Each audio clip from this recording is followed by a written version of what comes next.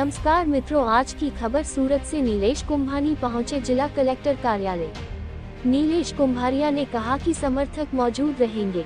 कानूनी टीम के साथ पहुंचे कांग्रेस प्रत्याशी। भाजपा की ओर से आपत्ति जताने वाले चुनाव एजेंट दिनेश जोधानी पहुंचे।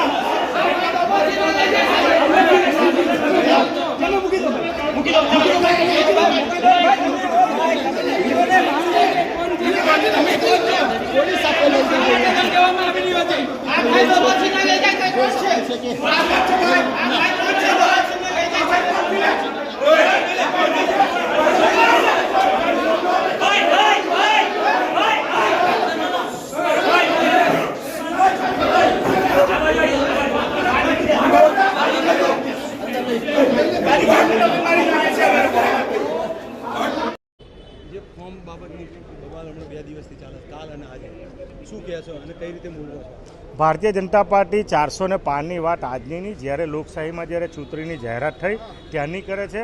લોકોનો વિશ્વાસ, લોકોના મતાધિકારનો ઉપયોગ કરીને ચૂંટણી જીતાતી હોય એ લોકશાહીમાં સામાન્ય રીતે કાયમને માટેની આ પ્રક્રિયા છે. પરંતુ ભારતીય જનતા પાર્ટીની જે નીતિ છે સમગ્ર ભારતમાં તમે જો તો દરેક જગ્યાએ આ પ્રકારની ધાક ધમકી, ઈડી, સીબીઆઈ કોઈ પણ રીતે આ ઉમેદવારને બેસાડવાનું, એને ટેકેદારને ધમકી આપીને ફોર્મ ખેંચાવવાનું એક સામાન્ય બાબત છે. લોકશાહીમાં ઉમેદવાર ફોર્મ ભરતો હોય, ફોર્મની માટેની ચકાસણીનો સંપૂર્ણ જ્યારે એ પ્રોસેસ યોગ્ય રીતે થતી હોય અને પછી આ રીતે ભારતીય જનતા પાર્ટીના જ્યારે ટેકેદાર જ્યારે આવીને આ બાબતનો વાંધો લેતો હોય ત્યારે સ્વાભાવિક છે કે તમે જોઈ શકો છો કે સમગ્ર ચૂંટણી પંચ એ ભારતીય જનતા પાર્ટીના કબજામાં એવું દેખાઈ આવે છે.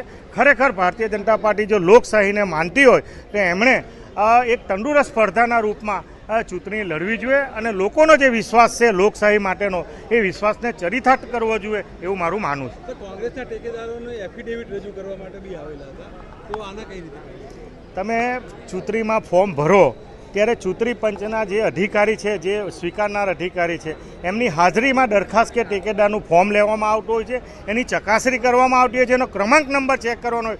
કદાચ હું ઉમેદવાર તરીકે ન લાવ્યો હોય પરંતુ જવાબદારી એ ચૂંટણી અધિકારીની છે, એમને બોલાવીને ત્યારે પણ એ એફિડેવિટ રજૂ કરવામાં આવી હતી. તે એફિડેવિટ સાચી હતી, આ એફિડેવિટ સાચી હતી. એટલે મૂળ પાયાની વાત એ છે કે આ ચૂંટણી પંચના અધિકારી પણ, આ ઓફિસના અધિકારી પણ ભારતીય જનતા પાર્ટીના રંગે રંગાયેલા છે એવું મારું માનવું છે. અચ્છા, એક એડવોકેટ તરીકે હવે કઈ રીતની આગળમાં નહીં, એડવોકેટ તરીકેની ફરજ એ કોર્ટમાં હોય છે. અહીંયા ફક્ત ને ફક્ત કોની ફરજ છે, કોની જવાબદારી છે અને કોણે શું નિર્ણય કરવાનો છે. ખરેખર લોકશાહીને માનતા હોય અને ચૂંટણી પંચ તટસ્થતાથી કામ કરતું હોય તો આ તંદુરસ્ત સ્પર્ધા થવા દેવી જોઈએ સુરતના લોકોના હિતમાં, એવું મારું માનવું છે.